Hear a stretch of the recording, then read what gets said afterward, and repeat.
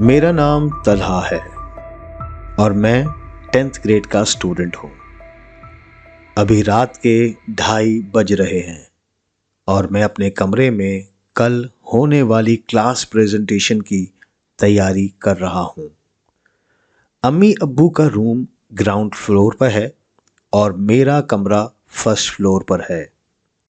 मेरे उल्टे हाथ की तरफ एक खिड़की है जहाँ से हमारे घर का बगीचा और मेन गेट बिल्कुल क्लियर नज़र आ रहा है।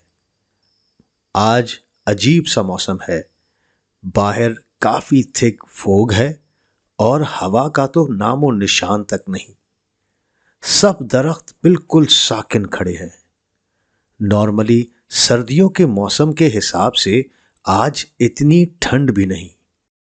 चारों तरफ खामोशी ही खामोशी है, इतनी खामोशी कि मेरे कमरे में दीवार पे लटकी घड़ियाल की आवाज़ तक मुझे बहुत क्लियर सुनाई दे रही है।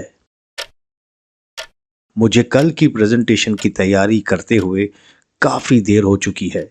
कल सुबह स्कूल भी जाना है, तो अब मैं अपनी बुक्स और बैग को पैक करके सोने की तैयारी करने लगा हूँ। अचानक से मुझे महसूस हुआ कि बाहर काफ़ी तेज़ हवाएं चलना शुरू हो गई हैं, जैसे कोई तूफान। अब हल्की हल्की ठंड भी महसूस होना शुरू हो गई है। बाहर से फ़कीर की सदा की आवाज़ आ रही है, लेकिन रात को 3 बजे ये कैसा फ़कीर है जो इस टाइम पर मांग रहा है? मैं उसकी आवाज़ सुन के बड़ा हैरान हुआ। मैंने जल्दी से खिड़की की तरफ देखा। एक आदमी अपनी बेटी के हमरा मेरी ही खिड़की को देखते हुए फरियाद कर रहा था, खाना दे दो, सूखी रोटी ही दे दो, अल्लाह के नाम पे दे दो, सुबह से कुछ नहीं खाया है, मेरी बेटी बहुत भूखी है, कुछ तो दे दो। फ़कीर जिसकी उम्र लगभग 60 से 65 साल होगी, उसकी जवान बेटी जो मेरी उम्र की लग रही थी, वो दोनों इतनी रात को खाना मांगने निकले हैं तो ज़रूर बेचारे परेशान ही रहे होंगे। मैं अभी आधी रात को अम्मी अब्बू के डर से नीचे तो नहीं जा सकता था, लेकिन उस फ़कीर की सदा में ऐसा खिंचाव था कि मुझसे रहा भी नहीं जा रहा था। अचानक मेरी नज़र टेबल पे पड़े बिस्किट के पैकेट पे पड़ी। मैं अपनी खिड़की खोलकर उस फ़कीर को बिस्किट फेंक कर देता हूँ। बिस्किट का पैकेट रोड पर गिर जाता है। फ़कीर और उसकी बेटी ने पैकेट को ज़मीन पर गिरा देखकर पैकेट को उठाए बगैर मेरी तरफ एक अजीब नज़र से देखना शुरू कर दिया है। वो मुझे ऐसे देख रहे हैं जैसे उनको मेरा बिस्किट फेंक कर देना मुनासिब नहीं लगा हो। वो दोनों अब गुस्से से मुझे ही देखे जा रहे हैं और फिर वहाँ से एक तेज़ रफ्तार गाड़ी हमारे गली में दाखिल होती है। वो फ़कीर और उसकी बेटी रोड पे ही खड़े हैं। मैं उन्हें रोड से हट जाने का बार बार इशारा कर रहा हूँ, लेकिन वो बस मुझे ही देखे जा रहे हैं। गाड़ी वाला बहुत ज़ोर से हॉर्न बजा रहा है, लेकिन जैसे उन दोनों पे कोई फ़र्क ही नहीं पड़ रहा। वो गाड़ी वाला स्पीड में उनको गाड़ी मारकर चला जाता है। उन दोनों को रास्ते पर तड़पता देखकर मैं जल्दी से नीचे की तरफ भागा और बहुत ही जल्दी से मेन गेट खोलते हुए उसी जगह पर पहुंच गया जहां वो दोनों गिरे पड़े हैं। अरे ये क्या, यहां तो कुछ भी नहीं है। मैं ये सब देखकर हक्का बक्का रह गया कि ना वो फ़कीर था और ना ही उसकी बेटी, ना ही कोई खून के निशान और ना ही किसी एक्सीडेंट के बाकियात।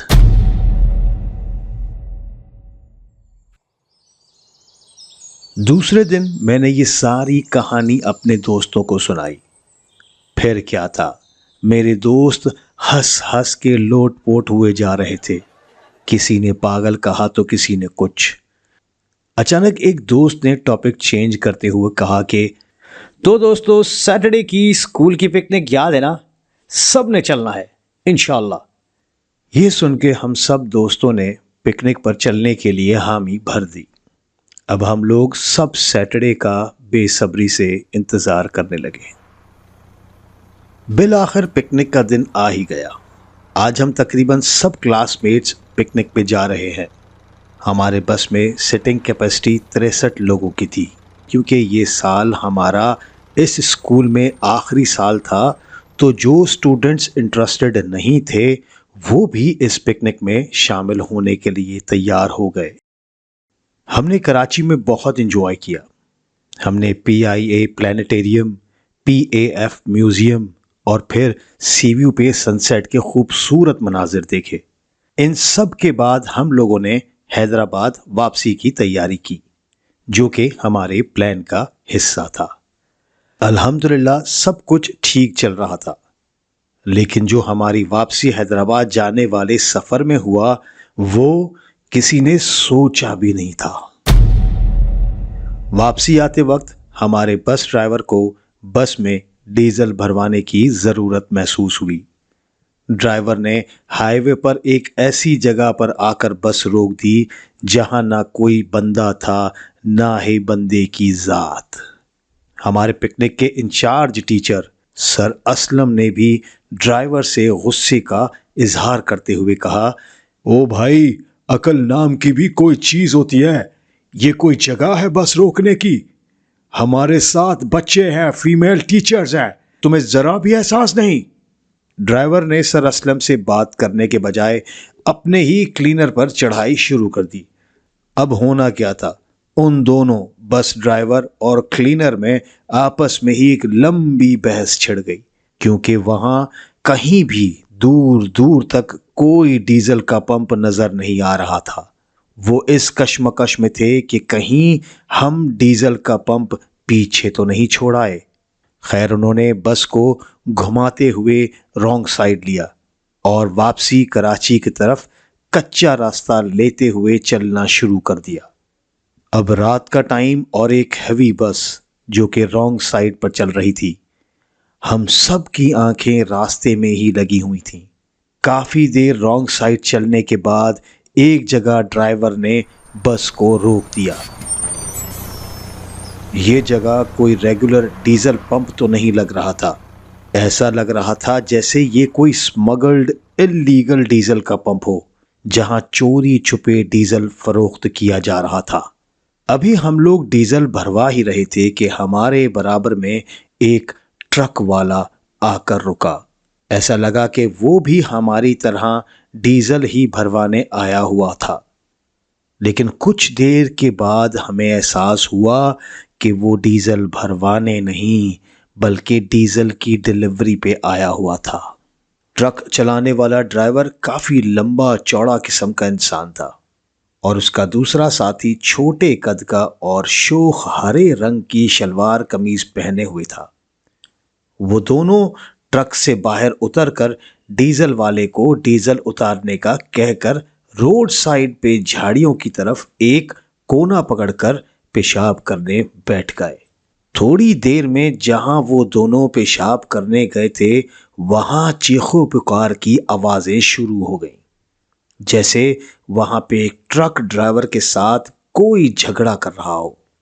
ایک بوڑھا شخص کچھ عورتوں اور بچوں کے ساتھ کھڑے اس سے تیز آواز میں بات کر رہا تھا۔ تجھے کتنی بار سمجھایا ہے یہاں ہمارے گھر ہے، یہاں پیشاب کرنے نہیں آیا کر، تو سارا علاقہ چھوڑ کر یہیں پیشاب کرنے کے لیے آ کے مرتا ہے۔ اور او بڈھے، تیرا پھر سے ڈرامہ شروع ہو گیا؟ اتنی رات گئے اپنی ماں بیٹیوں کو لے کر دھندا کرنے نکل پڑا ہے، تجھے شرم نہیں آتی؟ بڈھے نے تہش میں آ کر چلا کے بولا۔ زبان سنبھال کے بات کر۔ ابھی یہ بات چل ہی رہی تھی کہ ڈرائیور کے ساتھی نے اس بوڑھے شخص کو زور سے دھکا دیا، جس سے بوڑھا دور جا کر گرا۔ اس کی بیٹی روتے ہوئے ڈرائیور کے ساتھی کو کہنے لگی کہ میرے بابا کو مت مارو، میرے بابا کو مت مارو، ہم سے غلطی ہو گئی، معاف کر دو، لیکن اس ڈرائیور نے قریب آ کر اس لڑکی کو بھی دھکا دے کر کہا، ایسی زندگی سے موت ہی اچھی ہے، جا کے مر جا۔ اس لڑکی نے اپنے آنسو پوچھتے ہوئے غصے بھری نگاہ سے ڈرائیور کو دیکھتے ہوئے اپنے بوڑھے باپ کو سہارا دے کر خاموشی اختیار کی اور اپنے باپ کو لے کر جنگل کی طرف روانہ ہو گئی۔ ابھی ہم لوگ بس کی کھڑکی سے یہ سب دیکھ رہے تھے۔ ہم لوگ بھی اتر کر اس بوڑھے شخص کی ہیلپ کرنا چاہتے تھے، لیکن رات کا وقت تھا، ہلکی ہلکی دھند بھی ہو رہی تھی۔ ہمیں ڈر بھی لگ رہا تھا کہ جنگل اور ویرانہ بھی ہے، کہیں چور ڈکیت یا کوئی اور انہونی نہ ہو جائے۔ اور ہمارے سر اسلم بھی ہمیں روک رہے تھے کہ ہم بس چھوڑ کر دور نہیں جا سکتے۔ خیر، 4 لوگ جو ٹرک میں سے ڈیزل کے ڈرمز اتار رہے تھے، ایسا لگ رہا تھا کہ وہ لوگ بھی ڈرے ہوئے ہوں۔ شاید وہ چوری کا ڈیزل ٹرک میں سے ان لوڈ کر رہے تھے، اس لیے ڈرے ہوئے ہوں، یا پھر اس پیرسن کے ساتھ جو ہوا وہ سب ماجرا دیکھ کر پریشان تھے۔ اس سارے ماجرے میں کسی نے کچھ بھی نہیں بولا اور وہ سب اپنے اپنے کاموں میں مشغول رہے، جیسے یہ ان لوگوں کا روز کا ماجرا ہو۔ خیر، اتنی دیر میں ٹرک ڈرائیور نے زور سے ہارن بجاتے ہوئے بڑی سپیڈ کے ساتھ مٹی اڑاتے ہوئے اپنے سفر پر روانہ ہو گیا، اور کچھ ہی دیر میں ہم لوگ بھی اپنے سفر پر گامزن ہو گئے۔ لیکن ہمارے دلوں میں وہ پیرسن اور اس کی بیٹی کا تصور ابھی بھی گھوم رہا تھا۔ ان کی مصیبت، ان کی مجبوری اور ان کا درد، سب کچھ ہمارے ذہن میں چھایا ہوا تھا۔ ابھی ہم لوگوں نے تقریباً آدھے سے پونے گھنٹے کا رستہ طے ہی کیا ہوگا کہ اچانک ڈرائیور نے ایمرجنسی بریکس لگاتے ہوئے بہت تیزی کے ساتھ گاڑی کو روکنے کی کوشش کی۔ ہم لوگ سب جو اپنے اپنے کاموں میں مشغول تھے ہڑبڑا کر اٹھے اور سب کو جو چھوڑ چھاڑ کر بس کی کھڑکیوں میں سے باہر جھانکنا شروع کر دیا، تو کیا دیکھتے ہیں کہ وہی ٹرک جو ہمیں اللیگل ڈیزل پمپ پر ملا تھا، وہی ٹرک رستے کے بیچوں بیچ الٹا پڑا ہوا ہے۔ ہماری بس آہستہ آہستہ چلتے ہوئے اس ٹرک کو کراس کر رہی تھی۔ یوں لگ رہا تھا کہ جیسے اس ٹرک کا ایکسیڈنٹ ابھی کچھ سیکنڈ پہلے ہی ہوا ہو۔ ابھی ہم آہستہ آہستہ چل ہی رہے تھے کہ ایک دم سے ہماری نظر ٹرک ڈرائیور پر پڑی۔ ٹرک ڈرائیور بہت ہی زخمی حالت میں رستے کے بیچوں بیچ پڑا مدد مانگ رہا تھا۔ ارے یہاں کوئی ہے جو میری مدد کرے، کوئی پانی ہی پلا دو، یا اللہ مدد کر۔ ایک دم سے کچھ گاؤں کے لوگ ہم نے دوڑتے ہوئے آتے ہوئے دیکھے۔ ان گاؤں کے لوگوں نے اس ٹرک ڈرائیور کو اپنے کندھوں پر لاد کر اور ایک ویرانے کی طرف چل دیے، لیکن ہمیں کہیں بھی اس ٹرک ڈرائیور کا ساتھی نظر نہیں آیا۔ اور پھر روڈ کے قریب میری نظر جھاڑیوں کی طرف گئی۔ وہاں پر ٹرک ڈرائیور کا ساتھی پڑا ہوا تھا، اور اس کے برابر میں وہ بوڑھا شخص اور اس کی بیٹی جو ڈیزل پمپ پر اس کے ساتھ لڑ رہے تھے، وہ دونوں آلتی پالتی مار کے اس کے سامنے بیٹھے ہوئے تھے۔ حیرانی کی بات یہ تھی کہ ہم لوگ بس میں اتنی تیز رفتاری کے ساتھ یہاں تک آدھے گھنٹے میں پہنچے تھے، اور یہ لوگ ہم لوگوں سے پہلے یہاں پر کیسے آ گئے؟ اس بوڑھے شخص اور اس کی بیٹی کے ہاتھ اور منہ پر خون لگا ہوا تھا، اور وہ اس ٹرک ڈرائیور کے ساتھی کا کچا گوشت چبا رہے تھے۔ یہ دیکھ کر مجھے کافی عجیب سا لگا، اور ایک دم سے اس بوڑھے شخص اور اس کی بیٹی کی نظر میرے اوپر پڑی۔ انہوں نے ایک دم سے میری طرف دیکھتے ہوئے ایک صدا لگائی، کھانا دے دو، سوکھی روٹی ہی دے دو، اللہ کے نام پہ دے دو، صبح سے کچھ نہیں کھایا ہے، میری بیٹی بہت بھوکی ہے، کچھ تو دے دو۔